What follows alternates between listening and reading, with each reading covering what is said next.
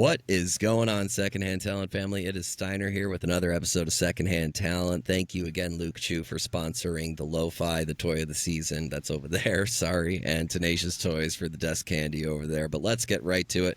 We have with us a very special guest today. We have Neil Twa. Neil is the author of Almost Automated Income with FBA and the host of the High Voltage Business Builders podcast.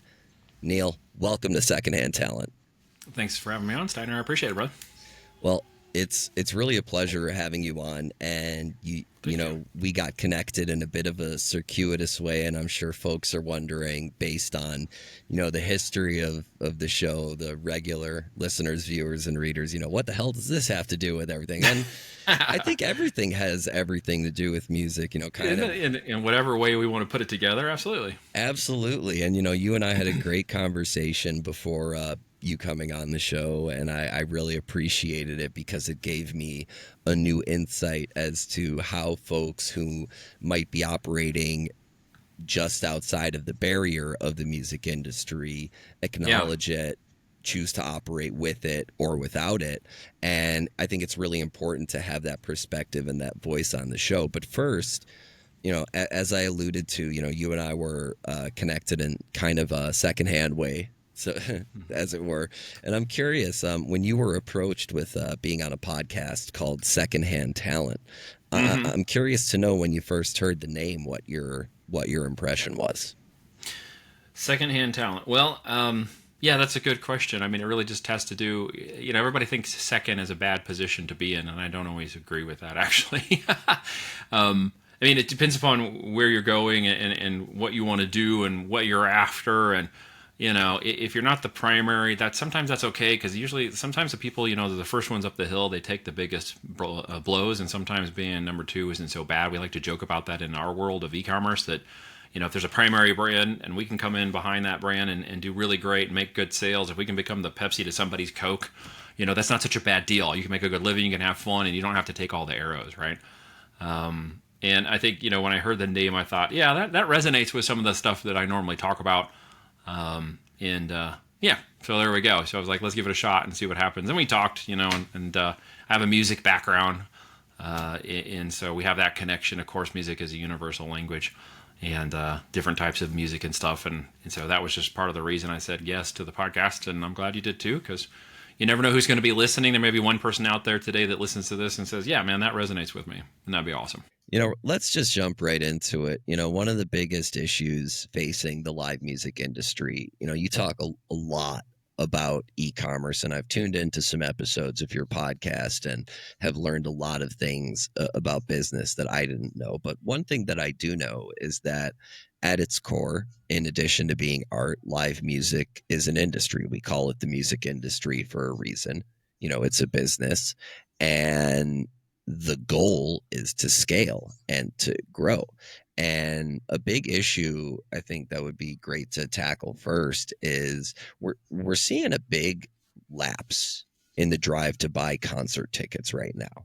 There's a big degradation, you know, and we'll talk all about it, I guess, but I'd love to hear your perspective on maybe some of the reasoning behind some of the purchasing power disappearing behind concert expenditure, maybe what bands could do better to increase their chances to obtain that more limited purchasing power, and some of the things that go into cost effectiveness for running a machine like a band. I mean, personally, what I see, you know, in business is a universal language of products and services, one way or another, whether you're making music or making physical products. If you're making something for someone else, you know, you're in the services industry or the product industry. And, you know, bands have the opportunity to provide both a service, a music, an environment, experience, as well as a product through merchandise or other types of things. And I think what they miss out sometimes on is the opportunity to let merchandising become a greater component of their business, because they're afraid to kind of, you know, people follow us for the band, or they follow us for the music, or they do these kinds of things, but they don't really, you know, they're not terribly interested in us pitching them all their products. So the trick here is to kind of look at the way you talk about your products, deal with your products, build interest in them, and do it in such a way where people are, wanting to buy the products you're not selling them to them. And it's influence at the end of the day. And I think there's an opportunity to influence people's purchasing of your products and even your services. And online is a huge way to do that. And definitely, if you're not, really pushing hard in the social media realm today, you're missing out. If you're not using AI tool sets to take snippets of your audio, your clips, your music, and push those out and continue to push those out. When something works, go make 5 more versions of that one and push it out. There's just not enough effort to take and optimize online space. We were forced to do that, all of us, through the different business methods during the pandemic. And I think that was an opportunity where some ingenuity and entrepreneurialism kicked in, and some bands and some opportunities and venues and stuff took advantage of that, and others did not. And so we've got a shakedown across multiple industries.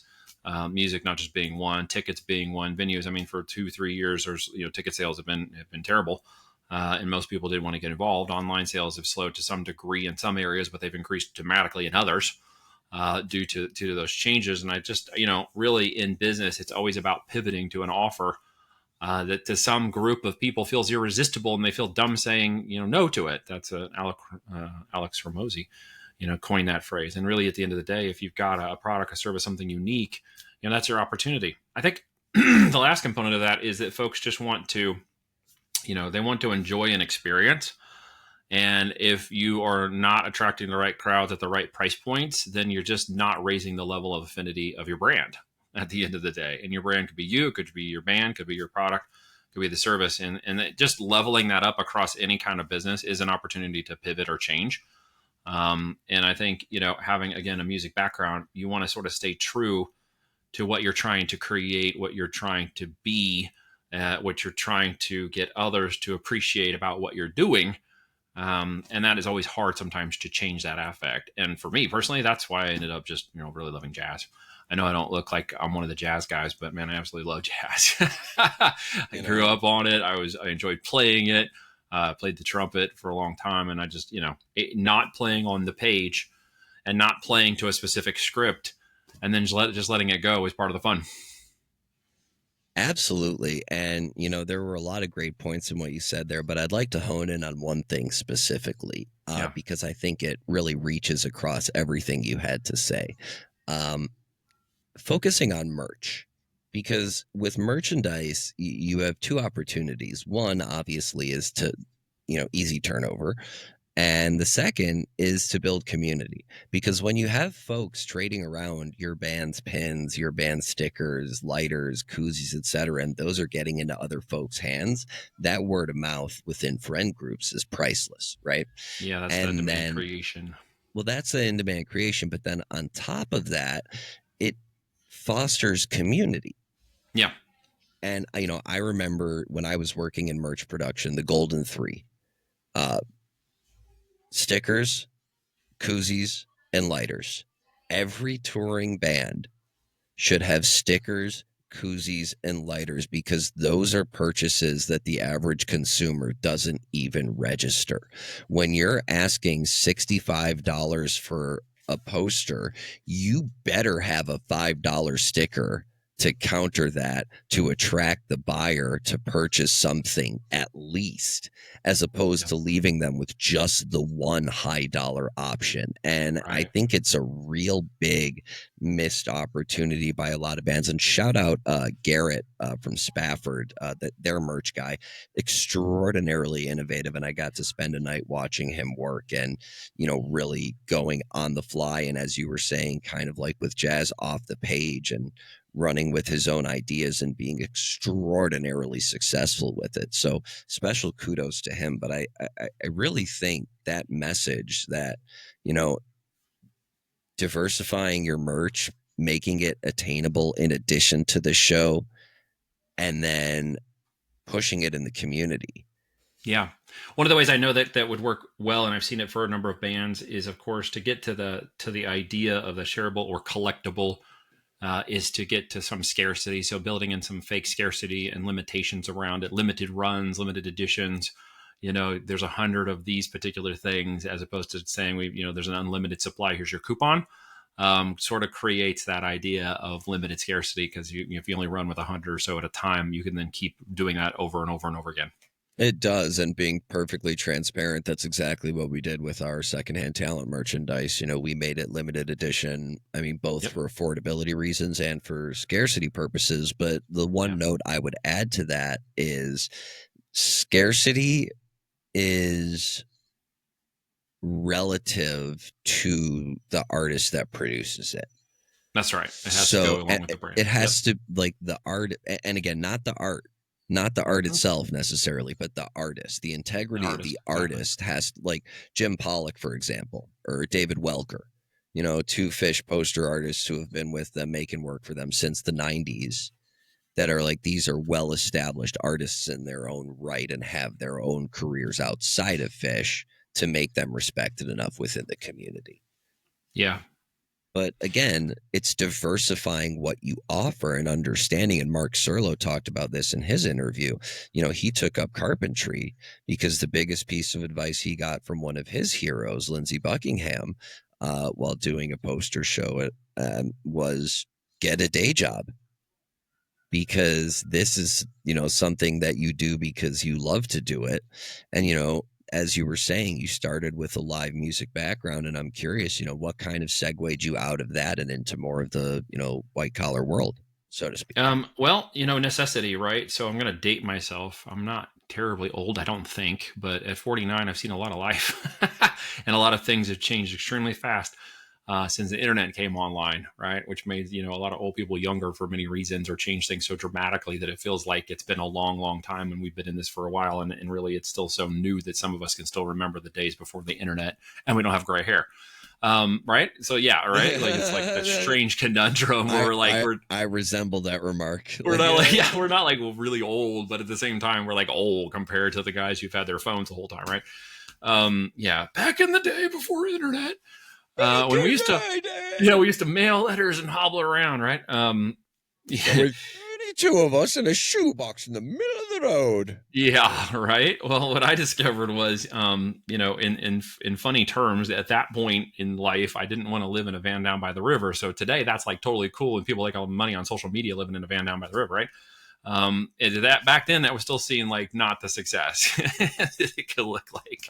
I'm gonna Um, refrain from doing my Farley impression, but yes, right? Nope, yeah. I already caught it. We got it. So the end result was, I'm like, okay, the internet's coming online. There's got to be something more here. I've got to figure out how to change this, position it, do something, and I wasn't good at programming, and I didn't want to learn how to do that at the end of the day. And really, I ended up sort of teaching myself that as a bridge to kind of getting out and changing, for jumping out of college, jumping out of the whole thing, and just leaving it all behind, and going and getting a job in the corporate world, because that's where the money was being spent. So I just I followed the money in order to make the money, because that's where I wanted to go. I wanted to learn about the online and the tools and the resources and the business, and just couldn't do that where I was.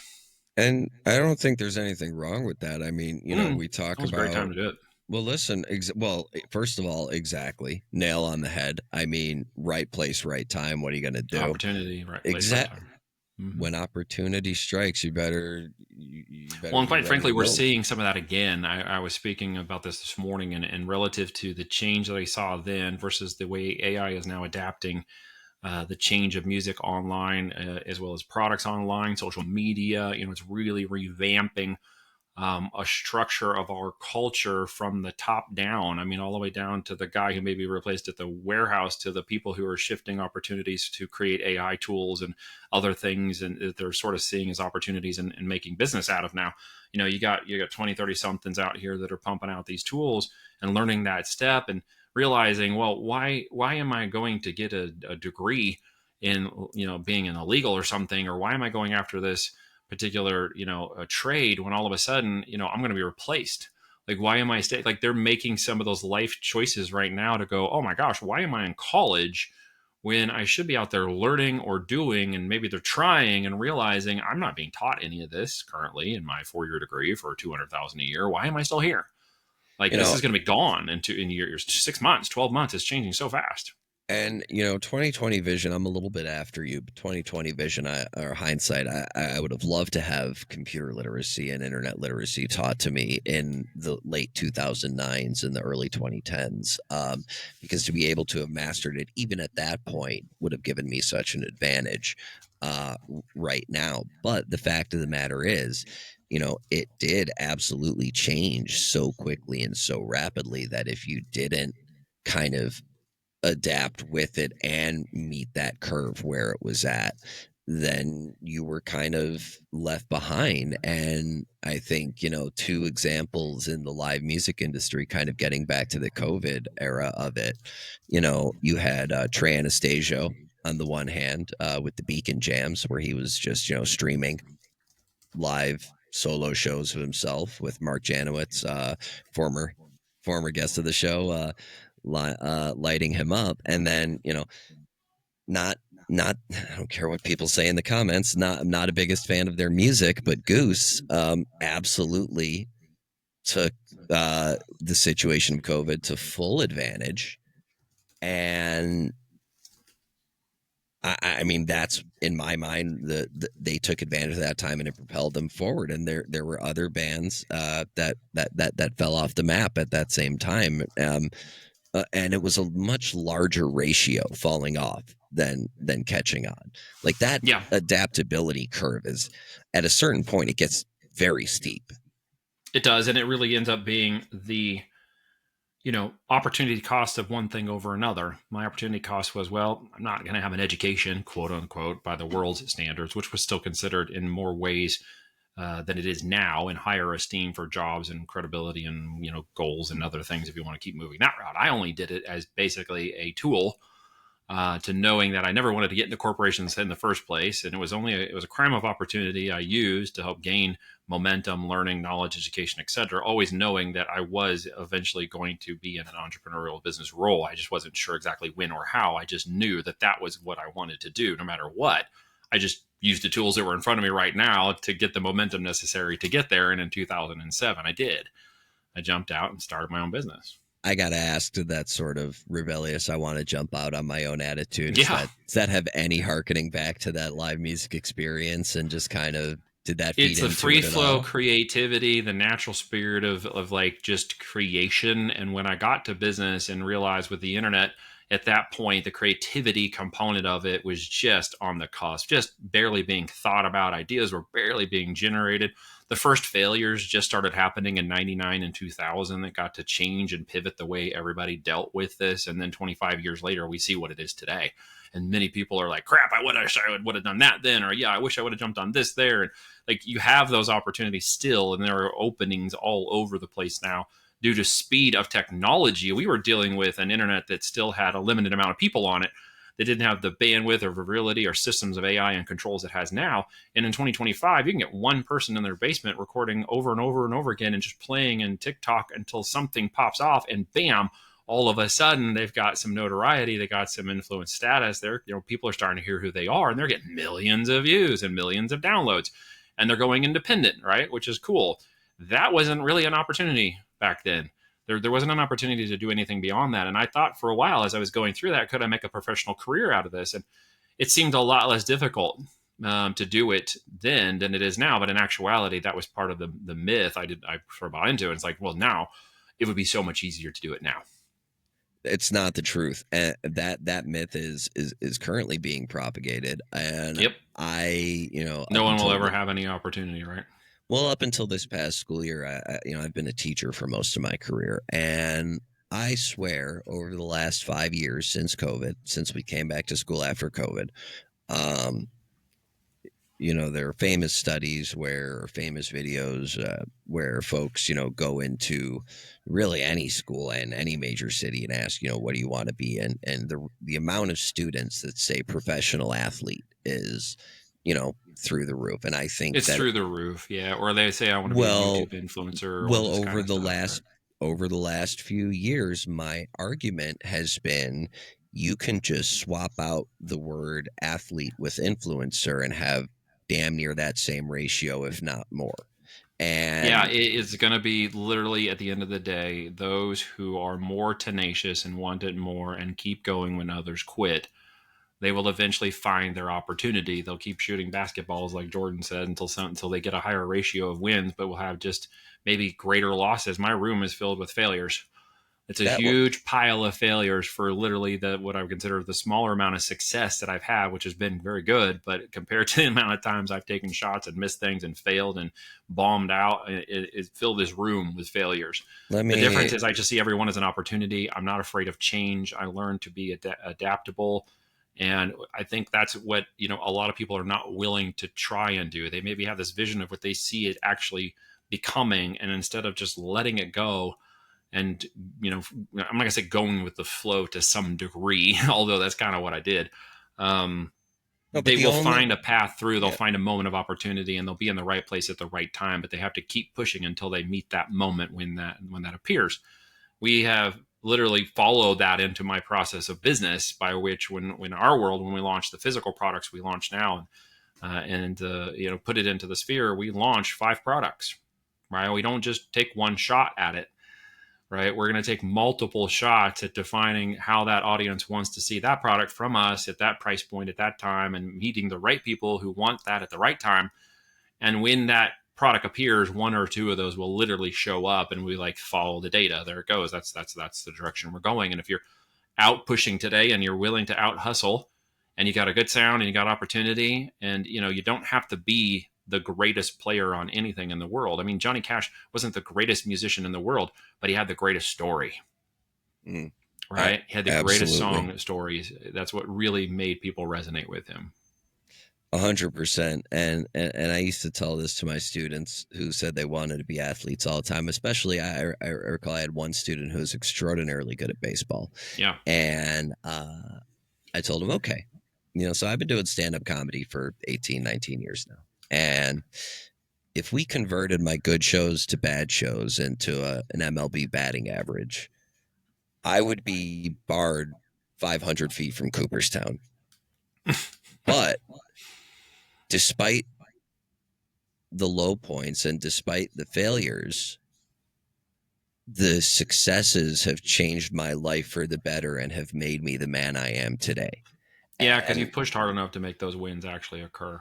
and And really, and that's a anybody mindset who thing. goes up and expects success, Yeah. expects that immediate gratification, that's not how it happens.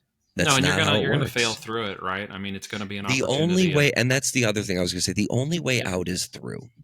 yeah, The you have o- to fail through to get the actionable items, the experience of executing things until you figure out where you fit and how you fit and what you're doing, and then the wisdom comes after that to know what to do right and what to do wrong through the experience you learn. You just don't jump straight into all of that, and you certainly don't just jump straight into the money. That's for sure. You've got to be willing to Absolutely. risk your way through all of that to see some of that reward, no doubt. And really, that's just mindset.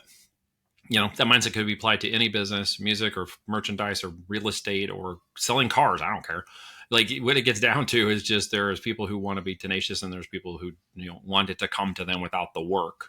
And that is in the end, I'm just not somebody who's willing to sit around and wait for others to work for me. I'm somebody who gets out there and does it. If someone comes along behind me and I train them how to do it and they're willing to come up and do it, then that's a good relationship. But I found that in my experience, hiring employees was not a good relationship, right? Well, It just wasn't.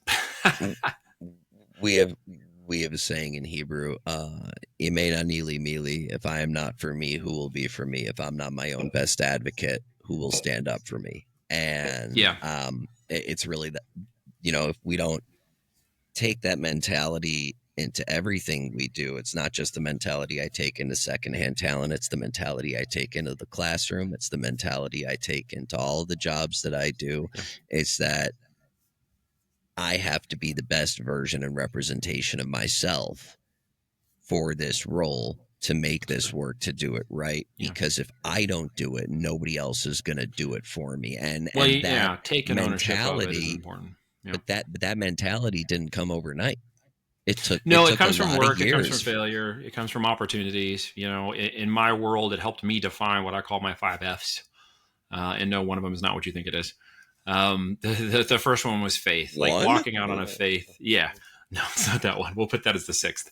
The first one was really for me was faith. It was getting past an idea that I had to do all these things for a certain reason, and that I was alone in everything I was doing. For me, I needed a faith. There's a bigger picture. I needed to believe that there's something greater and more intelligence. I believe in the God of the Bible. So because of that, faith for me was part of walking out on a business and just leaving my job and saying, okay, I'm out. I'm going to do this no matter what, because I believe my purpose and value was better suited to supporting my family and to supporting them directly at a closer relationship. That last year before I left my job at IBM, I traveled like 300 days in that last year. I can't Wow. support my family and be Wow. local and help my wife and be with my children when I'm gone that much. That just wasn't no longer. That had no value and purpose. The money just didn't match up with that anymore, and I had to quit. And it was a good timing because it was the right way to do it. But in the struggles after that, in the 18 years it's taken me to get to where I am today, I discovered better in those processes of struggle and success who my friends and family are. And those are my next two F's. So you've got family and friends. Family is the purpose behind why you have a faith or why you do anything in my world. And then you define it. Sometimes your friends are closer than your family. So friends might be some of your family if you don't have ties or connectivities to them, or they don't relate in the way that you do, or they don't think the way you do, or maybe they're more negative about the things you're doing and they're not a great support group. And you might find in my world, some family are here and some friends are up there, and vice versa. It just depends. And those are two great things that everybody really needs in their support in their walk and be able to be successful in anything they do, quite frankly. The finances are actually the fourth one, because the finances enable the first three: the giving, the support, the friends, the family, the faith. None of that is possible for me to extol in an actionable, walkable way in my faith with my family and my friends than having finances that allow me to do that. It isn't just about what I can accumulate and what I can keep, because I know that you don't see a hearse behind a U-Haul behind a hearse. I mean, you literally don't. So I'm not trying to accolade things in this world to build up a big thing in this world, knowing that I'm going out with less clothes than I came in with. So it's not really the purpose. It's like being around my family. That's the value. The finances allowed me, through the work and effort and through support of friends and family and my faith, to get to a place where I can be around my kids and I can hang out with them every day, and I can work from home, and we homeschool our girls. And that is nothing. I will never regret having the risks and time before to be able to spend that time with my kids no matter what, because that's what's all that's going to matter in the end. It isn't like pile my stuff in my room when I die. I want to see all my things. I'm going to want my kids there, my family. I'm going to want people that matter, because that's really what this whole thing is about at the end of the day. And the last part of that is freedom. The final pillar of those F's, it stands as freedom for all things: freedom of choice, freedom of religion, freedom of acting, freedom of your job, freedom of the country, freedom to choose which thing you don't like or dislike, and political or whatever. At the end of the day, we all have freedom. And freedom has choices, and with choices come consequences. Some freedoms have consequences of choice. Some are more positive than others. Some you do because you have a free right to do it. Doesn't mean it's good for somebody else. It doesn't mean it would fit into their narrative or their worldview, but it's okay with me because it's my freedom and you have it too, which also means we have the opportunity. And if we can take that and strengthen that in our resolve, then we make the choices to do the things we do. We are all free to get up. I know you're married. You're free to walk out of your marriage, right? You're free to do anything you want to do. That freedom is something that if we think first and act second, we will come to realize that we don't have to do anything. We get to do it. So when we change the language of I don't have to do this, I get to do this, you switch the empowerment mode. You know what I'm saying? You switch your empowerment. You get out of the victim or scarcity or this is happening to me, and instead you turn it into I get to do this, so I accept the consequences, positive or negative, of doing that. Don't have to do anything. You don't have to stay married. You don't have to stay on this podcast. You can get up and walk out right now. You don't have to treat me nice. You could treat me badly. You don't have to do anything you don't want to do. Well, You don't. All of it has consequences, but you don't. I will say this. One way, and the reason I continue to do this podcast, it doesn't um, necessarily fill the financial aspect just yet, but it certainly I have faith in the show. I involve my family, I involve my friends, and I have the freedom to have on whichever guests I choose and the discussions that I would like 100%. to have and not like to have. And I gotta say, one of the big reasons I continue to do it, even without that financial aspect and pillar of it, is because the conversations that I have had the opportunity to have with folks who I never dreamed that I would be able to talk to, let alone get to meet in person occasionally when I'm lucky enough, has made me so grateful. Yeah. You're subverting profits over purpose and value. And if you continue that with a heart of servitude, you will find a way to profit in a way that is obviously ethical and others want to support you from those activities. And the profit is more than just finances. I know everybody hears the word profit and immediately their head kind of goes just a little bit. I know that too, because I grew up in a household that had, dad who worked really great, and he was there, and he was an amazing father to show me how to show up and be a man, and how to, do the right things and how to work hard for what I was doing. He didn't know about finances. He didn't know about money really at the end of the day. My mom kind of ran the finances in the house and stuff. She still does. But at the end of the day, profit in our word, or even money, was a 4-letter word. You just didn't talk about it, because if you did, you were disrespecting dad, right? Enough is enough. Don't ask for more. You get what you get. You don't throw a fit. So when the situation was I wanted more money, I had to go work for it. So I had an aptitude to go work and get the things that I wanted to do that I didn't. And eventually that led me to understand more and more and more about money and about finance and about what it can do. But at the end, I think through the struggles through that time, through just, the highs and the lows, I've come to realize, profit is just a word that means many more things than finances. I'm profiting from this relationship today. I hope that others are as well by listening to the podcast. We're profiting from a relationship that's established.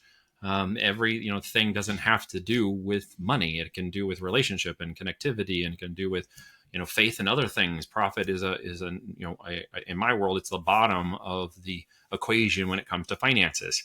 There are many ways to profit that lead to opportunities that just don't always end in finances.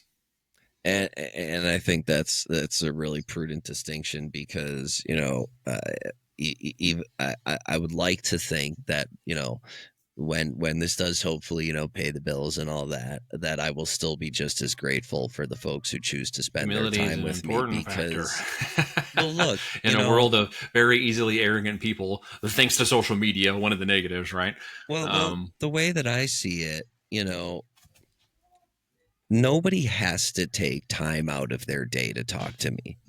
Nobody's obligated to be on my show, whether I know them, whether I don't, whether we're connected through third party, whether we meet on the street. Right. No one's obligated to be on my show. And the fact that this is episode 96 and ending the season with 99, I mean, I'm just consistently gobsmacked by the faith that other people have in this show to be willing to volunteer their time to be a part of it.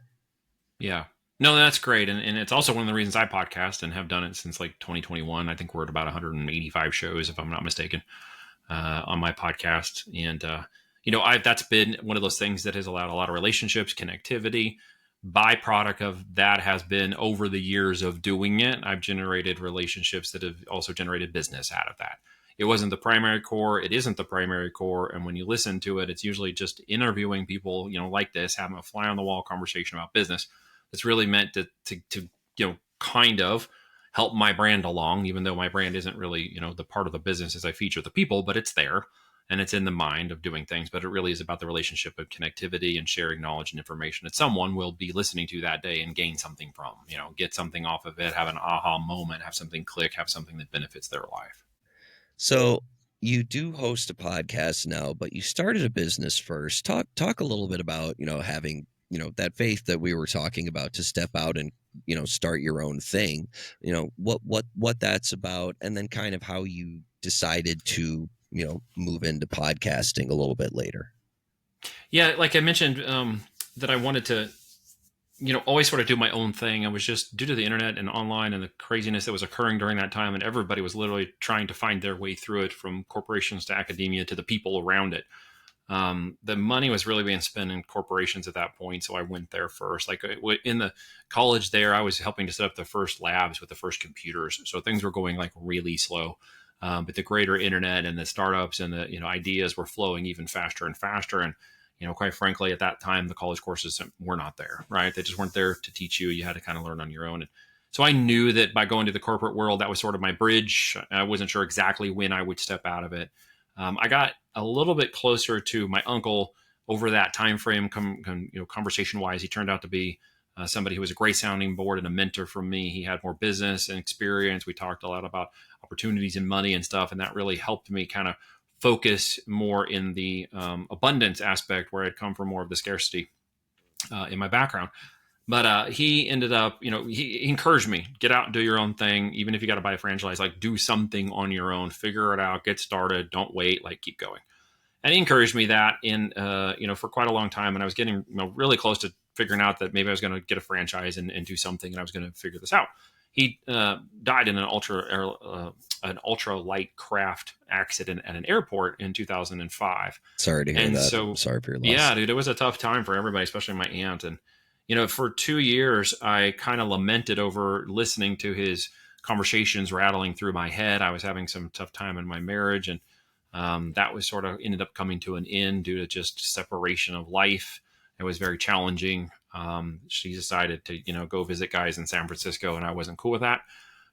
So, life is what it is. I wasn't the best husband either.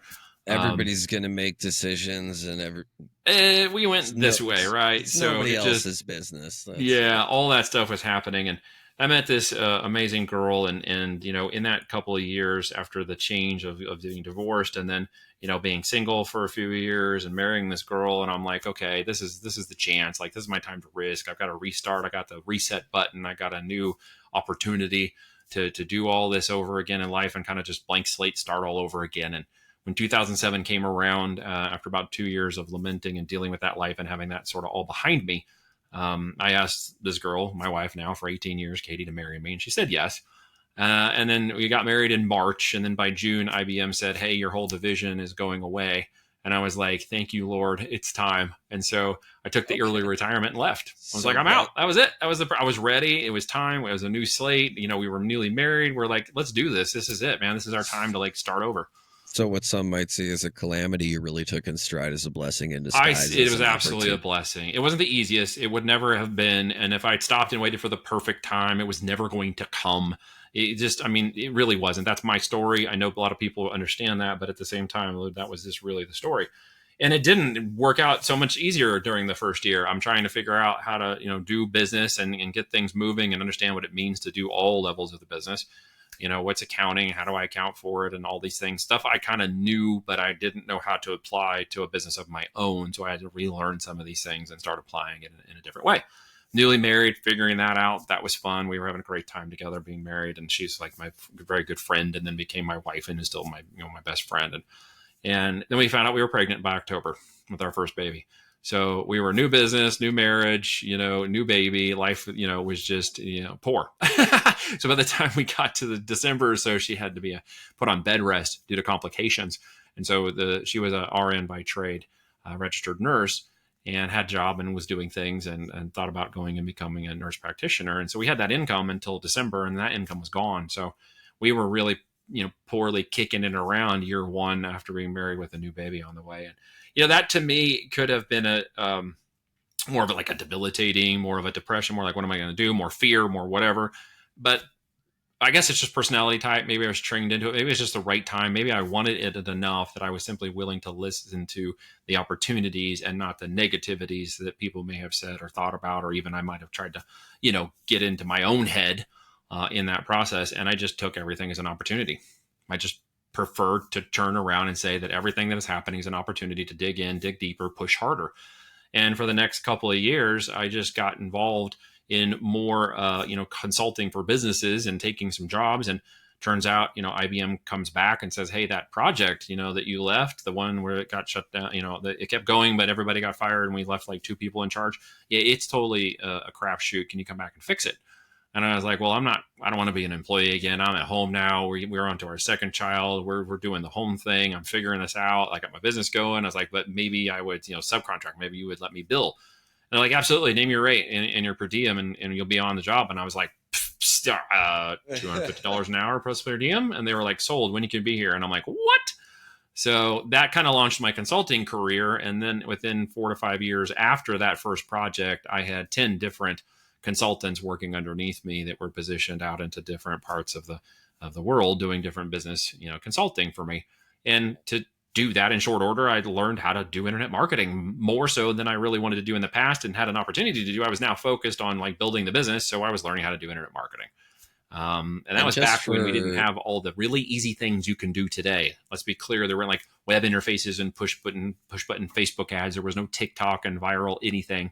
no, There this was, is what's hard that old coding site? SEO URL and making sure that everything's. I mean, this is the early 2010s, I would imagine, right? Yeah, 2000, and by the time we got through that, yeah, 2010, 2000 to 12, and really in 2008 to 9 was when I started the internet marketing stuff, and there was just Oh, spreadsheets, and I was uploading stuff into systems to run campaigns and waiting to see how it forget would come about it. down because Yep. there weren't Hmm. push button marketing interfaces. Everybody complains about trying to get traffic and get people to buy your stuff today, and I'm like, holy crap! Like you have no idea how much easier it is today to launch a campaign and figure it out. The way you We were had just doing stuff with literal spreadsheets. the way you had to used to not just push stuff out, but then harvest data. It was all mechanical. It was all Oh, it was all a yeah, little bit of a Hail Mary. And yeah, so it took a lot longer to yeah. figure things out. And to try to figure out how to make most of those campaigns work in the marketing world, it took me like 299 campaigns before the first one became profitable. Right? Imagine if I'd given up, I probably wouldn't be talking to you today. So really, that 300 campaign that took off and started making money, I was like, dang, I think I can figure this out now. I sort of see over the things I did wrong. It was like the light bulbs went off, and every campaign after that started to do well. Except it did so well that by the time I got to 2012, I didn't need anybody anymore. So I let go of all the consultants, and I was just doing that on my own. And that's when I discovered Amazon. I was like, oh, physical products. I can control the product. I know how to do the marketing. Maybe we can flip some products and figure that out. And I just literally started flipping products for money on Amazon. That's how it started. I mean, what's incredible about it and common about it, which I love at the same time, is that it's the American story, right? It's Yeah, the, in some ways. Yeah. In really other ways, it feels very odd. there's, I mean, everybody goes through periods of adversity and struggle, No especially doubt. when they're trying to step out on their own, especially when they're taking a leap of faith and at the same time they're starting a family. I mean, there's a conflux of a real confluence of factors here That's right. that would have justified you going really in any which direction, depending on what wherever you had gone from there. I think looking back would have been justified given the circumstances. That being said, the way that you've handled it and the mentality and the mindset, I think speaks for itself. And my dad, a lot of the things you've been saying have been reminding me of things that my dad says to me all the time. And when we were kids growing up, no matter what was going on, he would come in the door and say, Nisim, Hmm. Nisim, Nisim, miracles, miracles, miracles.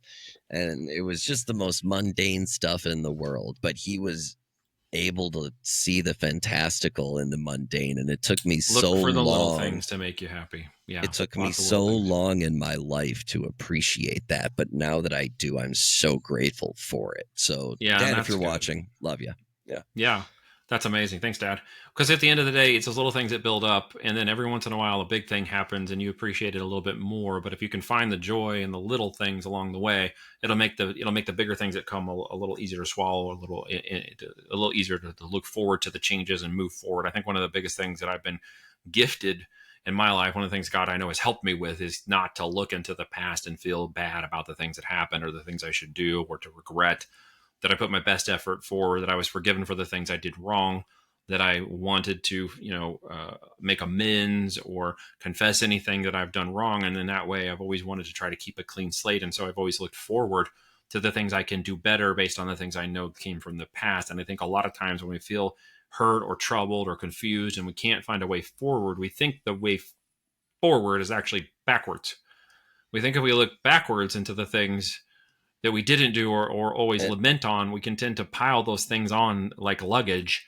And this, instead of using them like to climb the mountain, we build them up into a giant mountain and then tell everybody to look at our pitiful sorrow mountain. And if we you, look for those things to try to emotionally lift us up, when in actuality, we need to be shedding that off by actionable items that just keep us moving forward. When yeah, my wife asks me, most often she's asked, towards the end of the day, almost every day, she'll ask me, "How was your day, honey?" And I say, "Just move the ball forward." Right? What'd you do? Well, today I moved the ball forward. Today is sufficient unto itself. So as I got to the end of the day, I did everything I know I could do today to satisfy whatever situation, help, problems I could solve, whatever I could do. And then I leave it all for the day. And tomorrow will be another day, and I'll deal with those things tomorrow. And maybe whatever I started today will finish tomorrow, or something I did today will be impactful tomorrow, or maybe next week, or next month, or next year. I just know that it will eventually get there if I just keep going. If I want a relationship in some kind of business or structure or connectivity, I know that at some point, if I stay focused and just keep going, some door, some connection, some fifth degree, sixth degree of person will connect me to that relationship. And the longer I go, the closer I get. And I know it's just a matter of time. that's exactly the faith that keeps secondhand talent going. I mean, I couldn't have put it, better Yeah, myself. And you have to believe above anybody else that it'll work. and but it's also doing the work yourself. And then again, touching back Actionable work, yes. onto what you were saying before, another thing my dad always said to us: 90% of life is just showing up. And you had mentioned about that 300th campaign, right? And its success and unlocking it. And had you given up, at 299, we may not be talking today. And I'm grateful that you didn't give up at 299 and that we are talking Me too, today. man. Because that would have And stunk. That was such a right, win, man. I remember that tiny little win that first day. It went profitable after all that failure and tens of thousands of dollars in credit cards that I owed to have to pay off all the mistakes that I made. but to It was be that breath of able air that's like, go, just keep going. but to be able to take that gulp of fresh air and use it to sustain you to the Yeah, next it was win and the air. next one, Yep. that's that. But being able to utilize that oxygen properly is Yeah. so powerful. And it's really been cool to hear, these points of navigation through your story. And because again, last thing, touching on what you just said, I feel like people, if you ask my mom what my favorite genre is, it's revisionist history, because every time I tell a story, it's different. And I feel like a lot of people in life feel like when they've made a mistake, they can just regress back to a point where they were before they made the mistake and do something else Yeah. without acknowledging that the mistake has already been made. Yeah, and that's just And accepting responsibility, looking at it well, and saying, this is either something I could control and I failed at it, so I'm going to take my hits, but I'm going to keep going, or this is something that occurred, but I'm not going to be victimized by it. I'm going to turn it into an opportunity or look at it a different way. I'm going to refocus it and keep going.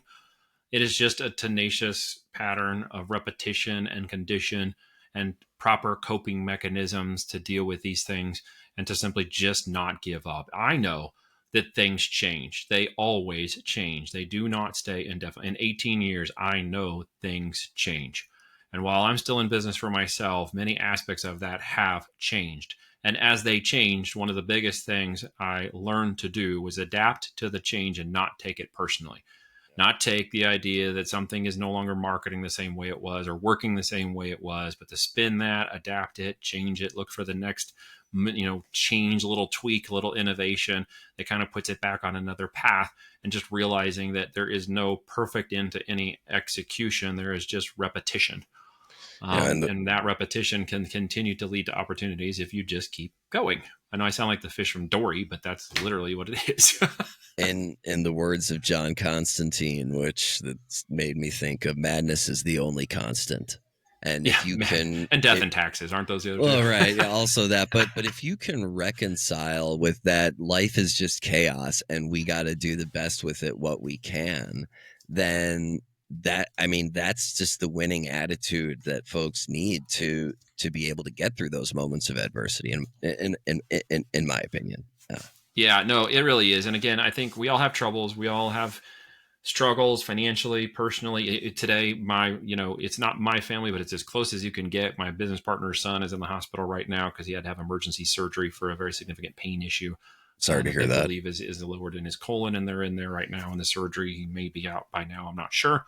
But that's just one of those things that, he's an operator in our business. He's been doing it with us for 10 years. He's an important part of what we do. He's my business partner's son, and he's an amazing guy, and I love him like a brother.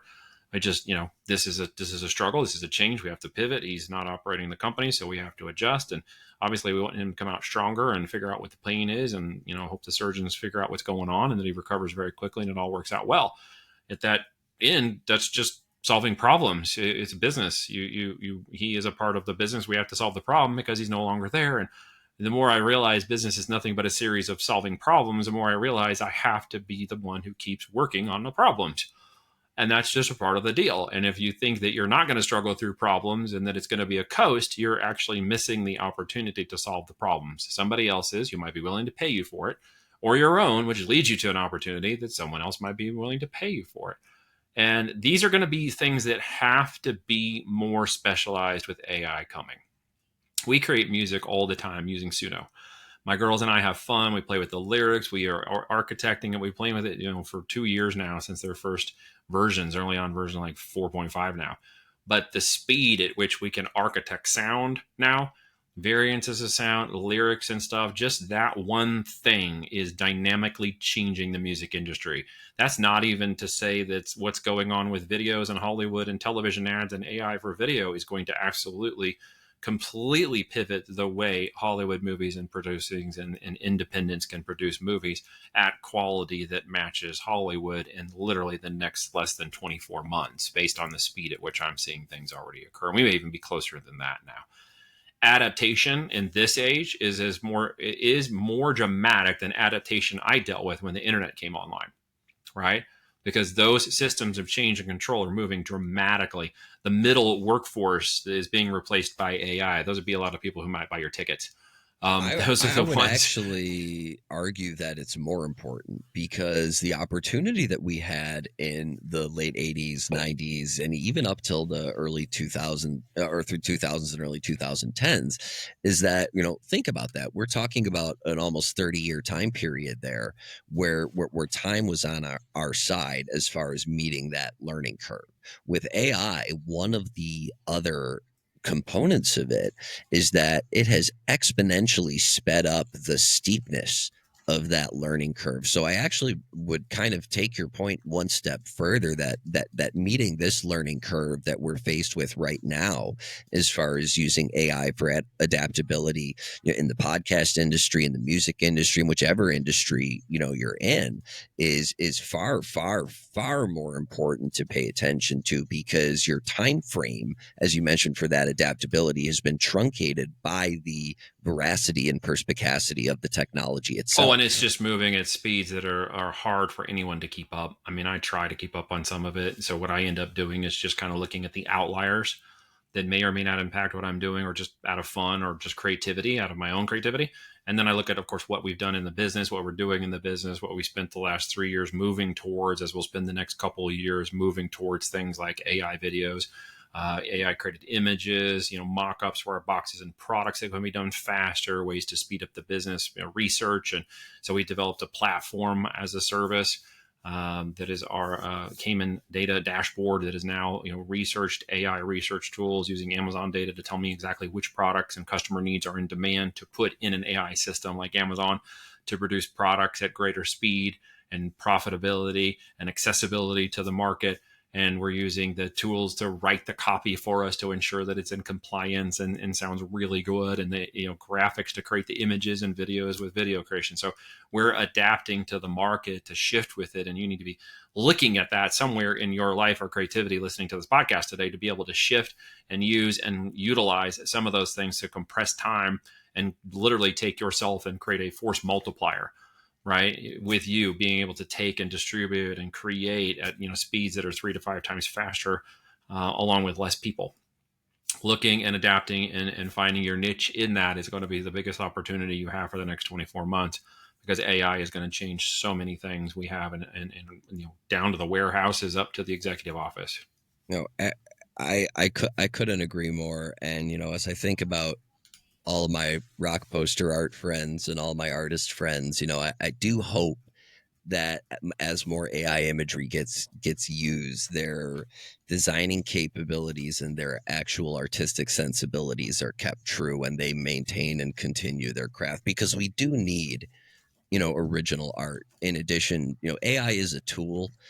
In my opinion, in for a lot of things it may be, but for personal art, hand drawn, there's something that I like to call IA as its opposite, the individual affect. And there is something intrinsically human, that AI, cannot replicate. Call it the soul, call it personality, call it what you will, call any vegetable, as Frank Zappa would say. But That call it is by 100% true. name. Yeah, But there is that is 100% something. true. There's still that creativity. Well, there's no AI substitute for you and I having this conversation, for example. Some Like, people would think so because I've seen some of those AI podcasts and I don't uh, like them well, but personally.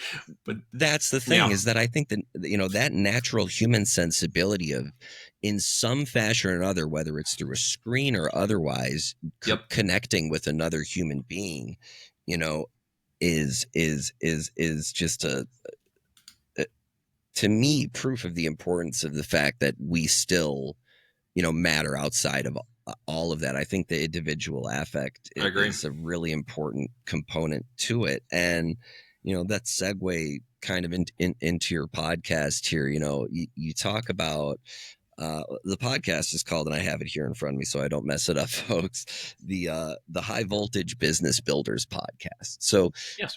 first, what is it that got you to move into the media space? Now, Mhm. obviously, understanding internet advertising as you do, when was it that you realized that podcasting was kind of I think you mentioned around 5 years ago or so, 4 or 5 years ago? Yeah, 20. Well, I started in 2021 with this podcast. I actually had a short lived podcast for about 6 months called the IDGAF podcast. And that was a kind of fun one. The problem is, I'm too opinionated, and I felt like that one was going to cause some trouble. So I shut that one down.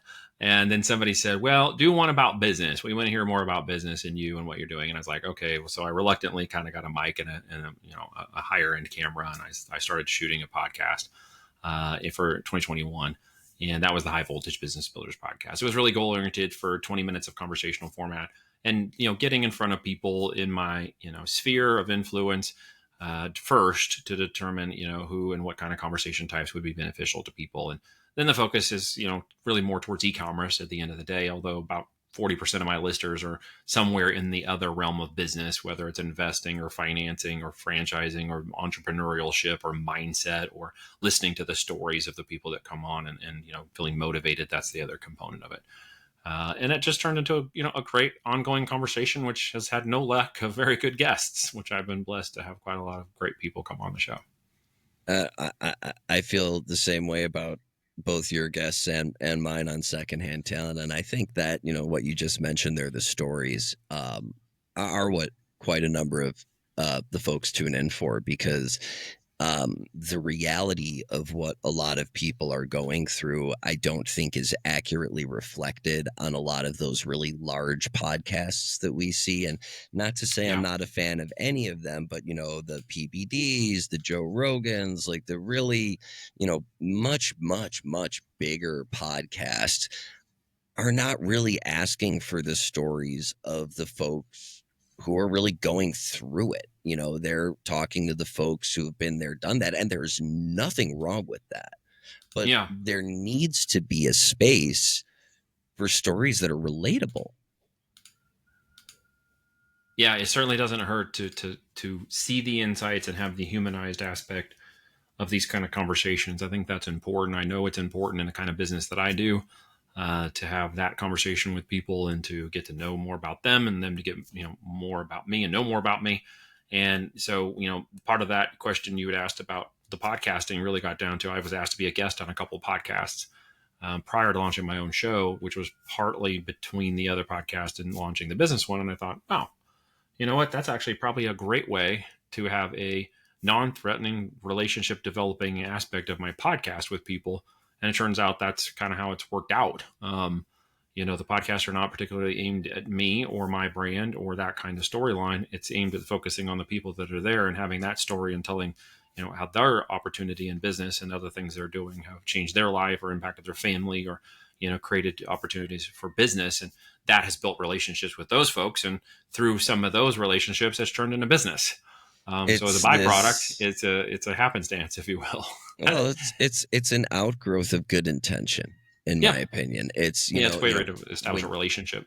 when you forge those relationships from a positive, strongly built foundation without ulterior motive, that Yeah, goes a long way. And similar to all those proposals that didn't work, yes, a lot of the conversations may just be one-offs, but like you just said, there are going to be those ones that lead to those further opportunities. But just being willing and able and present to cultivate that atmosphere again, like my dad said, that's 90% of it, and it then is. the rest It's who of it you is you. attract, right? I mean, that's what it ended up becoming with the podcast and the things that I do is really attraction marketing, and getting people to see what we're doing, at least get them to click and decide what to go from there, and just only attract the right ones at the end of the day, is really what I'm shooting for.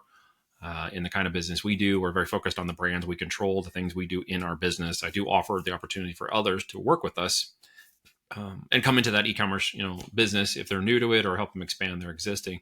And those folks who have kind of been raised up, the 300 or so that have come in since 2019, there's 4 of those people now that help us run our companies, and they were sort of the cream of the crop, and they became great operators and built their own business and had good success. And we said, hey, who might want to run a company with us and share some profit?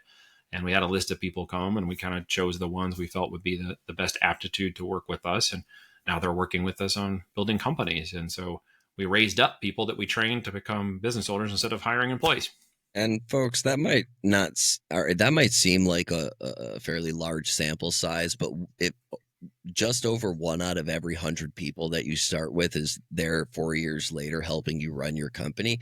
Those odds are like that's astronomical in such Well, a small we had a sample lot of good size. successes, but some of the more successful people of the group are very busy running their companies, and these people are successful but had more time on their hands. And it just worked out to be a great balance when we said, hey, who's interested in working with us? And we have some really great people who know exactly what they're doing and don't need micromanagement, and they already know how to run a company, and they know how to do the right things. And so it's worked out great that we can do these things at larger amounts of scale, but not have all the overhead that comes along with it. So we technically don't have any employees now. And that's made life a little easier. They don't need me to Yeah. micromanage them and tell them everything to do and how to do all the things. And I don't have to incentivize them through some sort of paycheck or whatever. They're incentivized by their own strengths, Mm. and what they do well, and know what the outcome can be if that turns profitable greater for both of us, and what the company can do. That's an interest that they play into. And it's been a great part of building Voltage. And I'm excited to see where it continues to go into the next year. Yeah, I mean, positive reinforcement is an exponentive power. I mean, it creates value exponentially. And if you create that environment where you're fostering growth and giving positive response to the people that do well, Way they more positive. they will continue to grow and do well. I think Yeah, that's pour into other people with the purpose and value, and out of that will come the profits. couldn't have said it better myself. So before we wrap up, tell us a little bit about Voltage. What do you do? Yeah. Yeah. So, in simple terms, we help entrepreneurs build physical product businesses to an exit. So we teach them the fundamentals. We teach them the product research, the what the hell do I sell component of this, how to make it profitable, ensure that it will be profitable without 80% confidence that you're selling the right product and it's profitable. How not to marry your products, but steal someone's girlfriend instead, because there's plenty of girlfriends in the marketplace. I am married, as I remember. But go out and look at the opportunities to create different kinds of products within your brand, marry the brand, not the products, in other words. And then how to get traffic organically or pay per click. We talk about that because that's an important part of building these foundations. And as I mentioned, building from the beginning with the end in mind. We call that the platinum principle, which is that you can build this asset, and when you're ready, you pull the parachute for potentially life-changing, wealth and time freedoms from creating an asset, which is a product-based business. So we have them manufactured for us, we have them shipped in, and we sell them in places like Amazon and TikTok and Shopify and retail places. We start on the Amazon channel. It's a great place to go incubate the products and with 200 million people and 49% of all online sales going to Amazon, it's a great place to take new people who've never sold anything and help them get sales, and really teach them how to get this brand off the ground. My overarching big hairy capitalistic agenda. You ready for that? You It's that betcha. in it's within 4 to 5 years of their starting the brand with us, growing the brand, potentially scaling the brand, that it becomes a saleable asset in which we have what's called a first right of refusal to offer them an opportunity to look at buying that business from them. So we both are the beginning and the end of the stage with them when they're ready to sell it. We have a private equity group behind us called Patriot Growth Capital. It's a veteran funded, veteran backed, veteran ran initiative. They helped 16,000 veterans last year.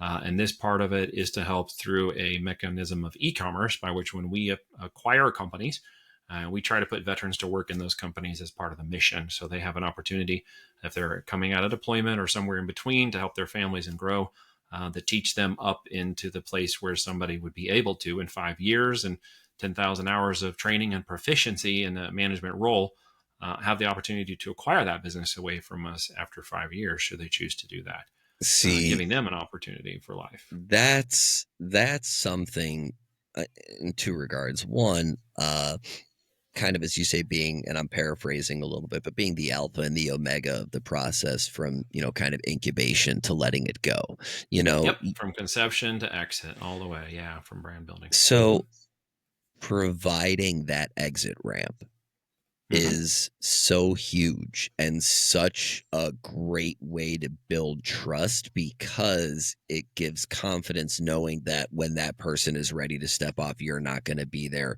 over their shoulder. And I would be remiss not to mention that it makes my heart sore that you have a program for veterans. My grandfather was a Marine, and he passed 13 years ago. I've got his flag hanging, That's amazing. framed in the living room, and Yeah. I think that it's extraordinarily important, especially in an era where, as we mentioned before, the growth acclimation level is so steep, to provide a softer landing for folks who have not been around for a deployment or for a few years, or they might be on a second tour and things have changed very rapidly.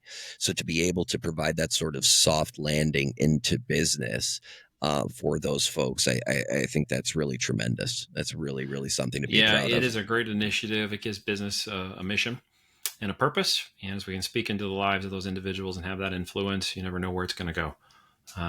So that's an opportunity that we are doing, and we're closing on the first business in August as part of that initiative. And we're excited to hopefully get another 4 under our belt in the coming year or two as we acquire additional companies to kind of go after that mission. And yeah, I do have a vested interest in the success of those who work with us. So I'm very picky about who I choose to work with. Every person applies to work with us and determine whether or not it's a good fit. Yes, of course, there's a buy-in for those who get involved. That's part of the hurdle. I make sure that the right people go over to make sure that they're really willing to dedicate the time, energy, and attention and money to a And team effort that has a mutual success in the And long run. just for the record, Secondhand Talent has been denied repeatedly for the former, not the latter. The former. No, okay. That's funny. No, yeah, I get it.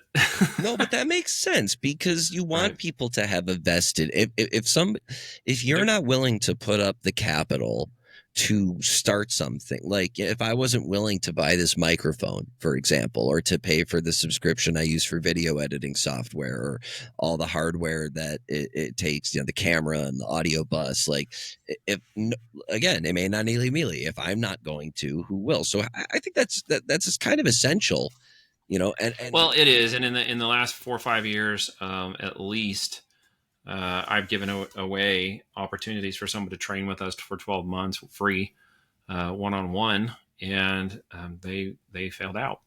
They quit. And I've had other people pay, and they have extreme success.